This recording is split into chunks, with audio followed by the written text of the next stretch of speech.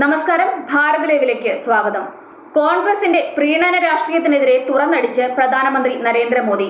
കർണാടകയിലെ ഹുബ്ബാലിയിൽ നടന്ന കോളേജ് വിദ്യാർത്ഥിയുടെ കൊലപാതകത്തിനും ബംഗളൂരു സ്ഫോടനത്തിനും കാരണം കോൺഗ്രസ് സർക്കാരിന്റെ നയങ്ങളാണെന്ന് പ്രധാനമന്ത്രി നരേന്ദ്രമോദി കുറ്റപ്പെടുത്തുകയുണ്ടായി.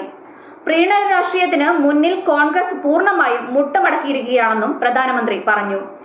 എന്തായിരുന്നു കർണാടകയിലെ ഹുബ്ബാലിയിൽ കൊല്ലപ്പെട്ട നേഹ എന്ന പെൺകുട്ടി ചെയ്ത തെറ്റ് എന്ന് തുറന്നു ചോദിക്കുകയായിരുന്നു പ്രധാനമന്ത്രി നരേന്ദ്രമോദി.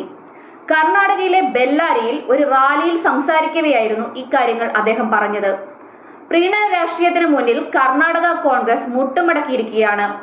കർണാടകത്തിനും രാജ്യത്തിനും അപകടകരമായ ഒരു ചിന്താഗതിയാണ് അവർ മുന്നോട്ട് കൊണ്ടുപോകുന്നത്. കുറ്റകൃത്യവും ഭീഷണിയും വോട്ട് ബാങ്കിന് വേണ്ടി വിട്ടുവീഴ്ച ചെയ്യാനാവില്ല.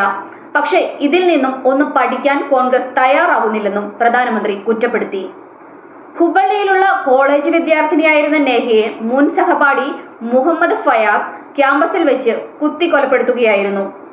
ഹുബ്ബള്ളി ധാർവാഡ് മുനിസിപ്പാലിറ്റിയിൽ കോർപ്പറേഷനിലെ കോൺഗ്രസ് കൗൺസിലറാണ് കൊല്ലപ്പെട്ട നേഹയുടെ പിതാവ് നിരഞ്ജൻ ഹിരമേഡ്.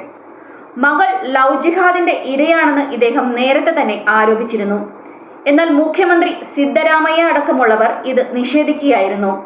കർണാടകയിലെ കോൺഗ്രസ് സർക്കാർ തീവ്രവാദികളോടും സാമൂഹ്യ വിരുദ്ധരോടും മൃദു സമീപനമാണ് കാണിക്കുന്നതെന്ന് മുൻപ് BJP ദേശീയ അധ്യക്ഷൻ JP നദ്ദയും കുറ്റപ്പെടുത്തിയിരുന്നു.